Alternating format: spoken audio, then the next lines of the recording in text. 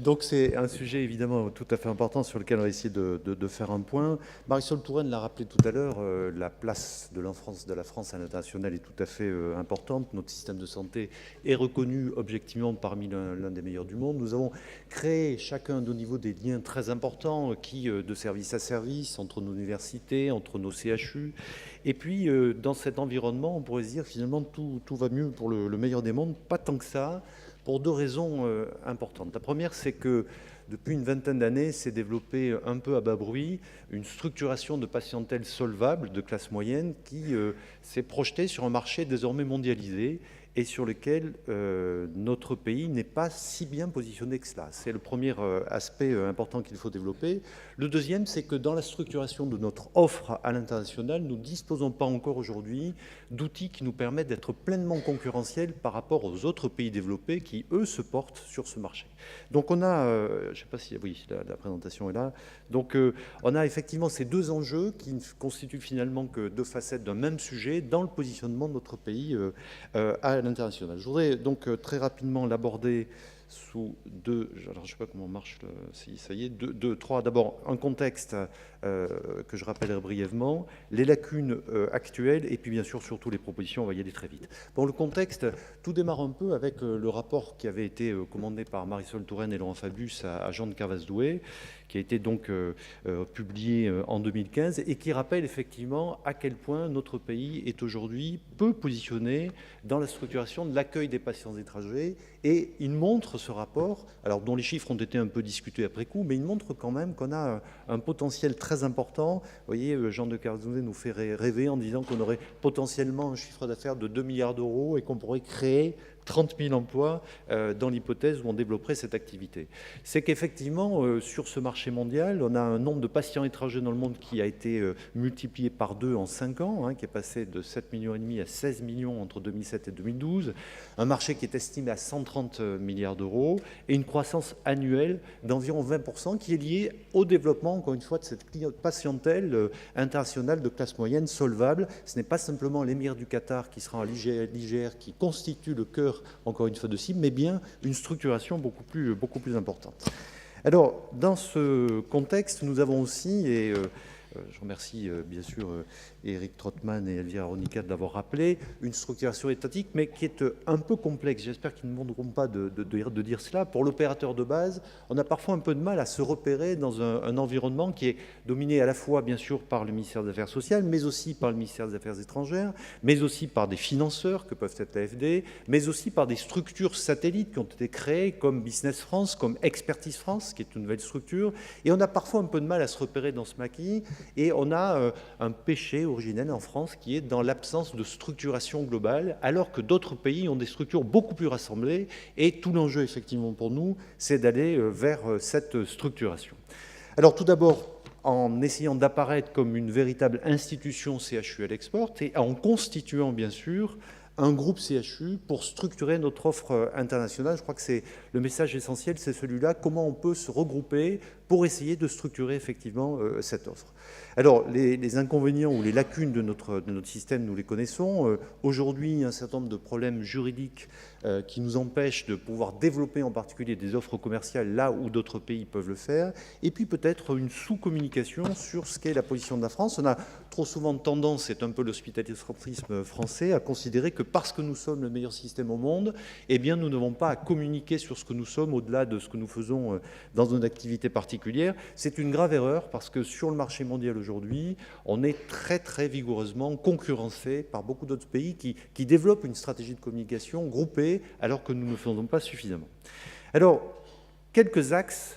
Je vais directement aux propositions de ce que nous pouvons faire pour essayer d'améliorer cette situation. Tout d'abord, sur la structuration de l'accueil des patients étrangers en France.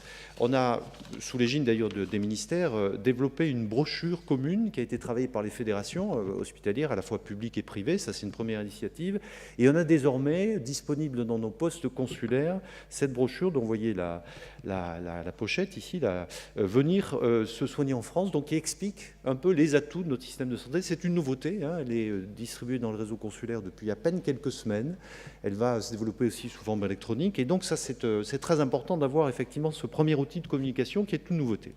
Le deuxième sujet qui nous a retenu au sein de la Commission des relations internationales, c'est de développer une charte d'accueil des patients étrangers de façon à normaliser un peu les conditions d'accueil et de prise en charge des patients étrangers au sein de nos CHU. C'est vrai que c'est un sujet qui fait débat dans nos communautés, en particulier la confrontation entre nos missions de service public et la façon particulière dont on peut accueillir cette patientèle. Donc on a essayé de réfléchir collectivement à ce que pourraient être des bonnes pratiques qui nous permettent de concilier assez aisément le respect plein et entier, bien sûr, de nos missions de service public, et puis la façon dont on peut quand même accueillir de façon plus particulière ces patients. On a, au niveau des CHU, décidé, et nous allons le lancer très prochainement, de créer un site internet, vous l'avez ici, France University Hospitals, donc qui sera le point d'entrée pour présenter effectivement l'offre, encore une fois, de l'ensemble des CHU. Et chaque CHU pourra nourrir à travers ce site ce qu'il peut apporter effectivement. Et on pense que le libellé sera un libellé assez facilement trouvable par les moteurs de recherche lorsqu'on tapera effectivement France et CHU. Voilà, donc ça c'est un premier aspect tout à fait important. Le deuxième aspect sur lequel nous avons travaillé, la ministre l'a rappelé tout à l'heure, c'est la création donc des filiales internationales. Alors, quelques mots là-dessus. L'article 177 de la loi Macron a créé effectivement la possibilité pour les CHU de créer ces filiales internationales et en particulier en leur permettant de devenir des opérateurs privés en lien bien sûr avec les CHU pour leur faciliter cet accès au marché international. Petite parenthèse pour faire écho à ce qui a été dit tout à l'heure par la représentante de la CPU, nous n'avons pas conçu en tout cas l'application de la déclinaison de cet article sur la question de la valorisation. Ça pourrait être abordé dans notre temps, mais le cœur de préoccupation était bien sûr le positionnement à l'international. Alors, des arrêtés sont venus compléter effectivement ce texte de la loi, avec quand même quelques aspects restrictifs, puisque les négociations qui ont présidé à l'apparition de ces arrêtés sont venues introduire des critères limitatifs empêchant la majorité de nos CHU de créer leur propre filiale, puisque simplement 10 d'entre nous remplissons ces critères. Ce sont des critères cumulatifs sur la situation financière de nos établissements, en particulier sur le fait que notre déficit soit inférieur à 1% de nos produits. Bon, on va tous se reconnaître évidemment à travers des critères de cette nature. Alors, on va essayer de surmonter cette difficulté. Aujourd'hui, on a le parti pris de créer 2 filiales. Une filiale qui sera créée spécifiquement et qui est créée d'ailleurs, d'ores et déjà autour de la PHP, donc avec ce souhait effectivement d'une présence particulière de l'AP autour d'une filiale, et une deuxième filiale que nous allons créer qui va regrouper les autres CHU, y compris ceux que les arrêtés n'autorisent pas à créer leur propre filiale, mais on est en train de bâtir un montage juridique qui va nous permettre quand même d'associer l'ensemble des CHU, parce qu'il faut que tout le monde puisse être évidemment partie prenante de cette aventure de la filiale. Alors, pardonnez-moi, je voulais revenir en arrière parce que mais je vais conclure sur la filiale pour dire que cette filiale ne sera pas la panacée. Il faut y aller de façon extrêmement prudente, d'abord parce que c'est une structure de droit privé et que si elle n'arrive pas à dégager son résultat et son équilibre, elle peut être menacée de liquidation.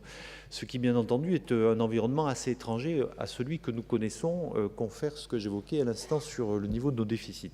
Donc il va falloir être extrêmement prudent dans le développement, encore une fois, d'une activité adossée à cette filiale, mais elle va nous permettre quand même, d'une part, de pouvoir répondre dans de bien meilleures conditions aux appels d'offres internationaux, du type construisez un CHU au fond des plaines kazakhs et faites-le tourner pendant 3 ans avec des équipes. Aujourd'hui, nous ne savons pas le faire parce qu'il est extrêmement difficile, en particulier, de mobiliser des équipes sous statut de fonction publique hospitalière et hors rémunération de marché mondial. Demain, nous pourrons le faire avec la filiale. De la même manière, accompagner des entreprises qui se lancent dans des équipements ou des constructions d'établissements et qui ont besoin d'une expertise hospitalière ou hospitalière universitaire, nous pourrons le faire aussi grâce à la filiale. Donc ce sont des atouts quand même très précieux, mais à développer de façon très progressive. D'abord parce que, encore une fois, la filiale n'est pas créée complètement, elle est à la PHP, même si elle n'est pas encore en fonctionnement continu, mais elle est créée sur le principe et que la deuxième va arriver bientôt. Mais encore une fois, il faut que ça se mette en route de façon extrêmement progressive et de façon à pouvoir faire face à toutes les difficultés potentielles d'une aventure finalement assez nouvelle pour les CHU. Voilà donc pour ce qui concerne la filiale. Très rapidement, troisième temps, mais c'était, je l'ai passé également, pardon, c'était le statut de fellow étranger. Le décret donc va paraître prochainement. L'important pour nous de pouvoir accueillir effectivement des étudiants étrangers et qu'ils puissent travailler de façon tout à fait effective. Donc ce décret, me disait Eric, est en préparation et devrait intervenir très prochainement, nous permettant ainsi de créer des liens beaucoup plus forts, évidemment, avec nos partenaires étrangers, parce que c'est bien la source, encore une fois, du positionnement de la France à l'étranger, vous le savez bien, dans la capacité que l'on a de créer ces liens personnels, notamment dans l'accueil des étudiants étrangers. Alors pour conclure, voilà, cette magnifique planète, le monde est à nous, avec nos filiales. David disait tout à l'heure, architecte de tous les pays, unissez-vous, c'est ce que j'ai compris, hein, avec au passage quand même une belle victoire qui est mieux que les JO à Paris, vous avez vu, 2018, hein, donc c'est quand même important. Moi je dirais, CHU de France, unissons-nous, hein, c'est ça la thématique, unissons-nous pour pouvoir être effectivement tout à fait en conformité des défis de ce marché mondial. Voilà, merci beaucoup à tous. Puisqu'on est à Toulouse, je ne résiste pas au plaisir de vous dire quelques mots en occitan, hein, c'est tout à fait normal. Merci à tous thème et à Dichatz Munde. Il faut s'adapter à l'environnement. Merci à tous.